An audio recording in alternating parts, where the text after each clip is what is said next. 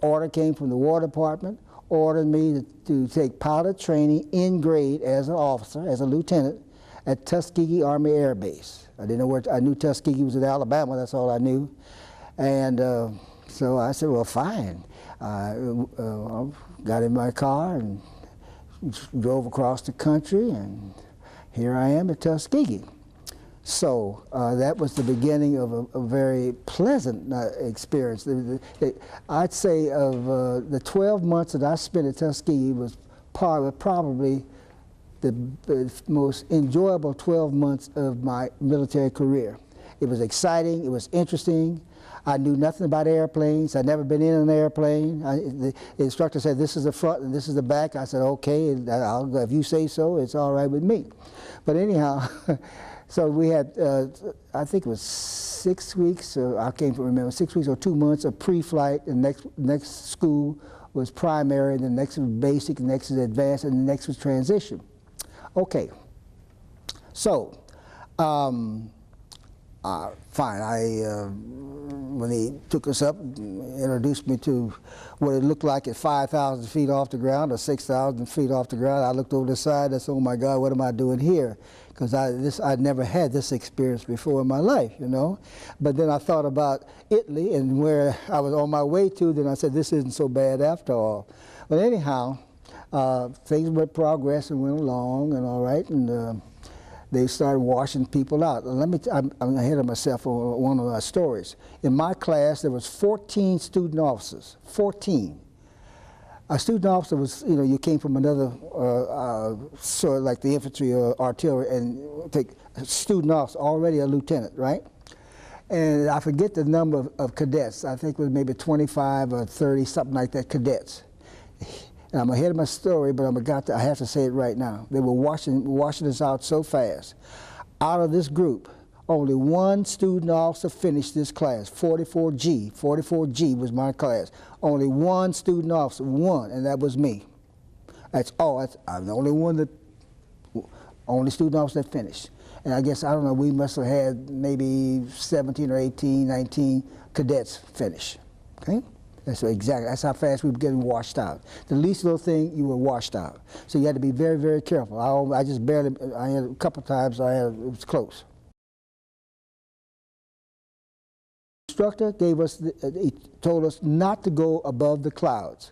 Now you had you've seen these little white puff clouds and all this pretty blue in between. I always did like beautiful things. So he said, don't go above the cloud, but he didn't explain why not. Well, and the clouds were about 6,000 feet.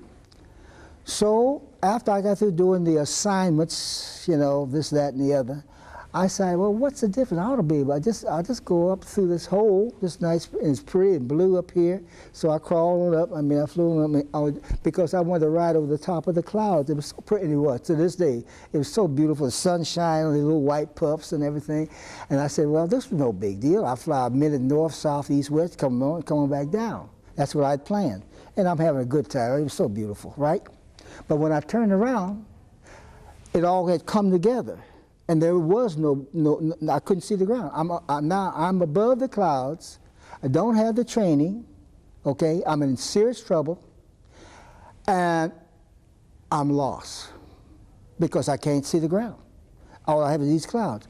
So I said, there's nothing for, well, I was too naive to get too afraid at the time. So I decided I'll just drop my nose a little bit, which I did, and just ease on down through the clouds. Well, first place, that primary airplane didn't have an artificial horizon or anything like that. You just had to fly the seat of your pants easing on down, which I did. So I broke out about 1,500 feet. See, could have been lower. If those clouds had been lower, I'd have been broken out around 500 or 600 feet. I could have been killed, okay? But hey, and then when I broke out, it was a little rain. It wasn't raining hard. It was just a little sprinkle. I don't know where I am.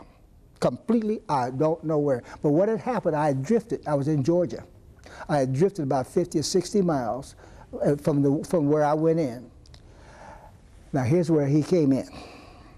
I looked over, I'll never forget, I can see it now. I looked over my left wing, just glanced over, and there was a cotton field down here.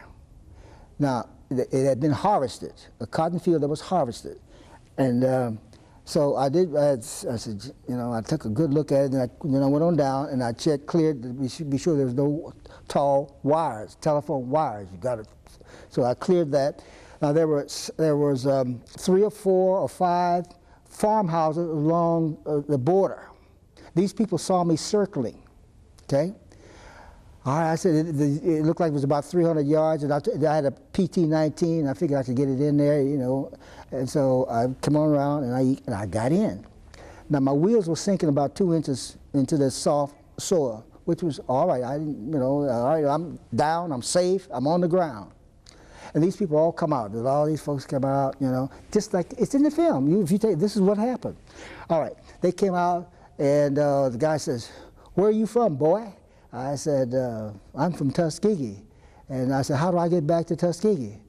Oh, you fly these airplanes, boy? I said, yeah, boy flies these airplanes, okay. All right, and they looked at my airplane. They said, well, about 3 miles over there, there's a road. Now, boy, you go over there and turn, and you go that way. And I said, which way? He said, that way. I said, okay, you mean go north.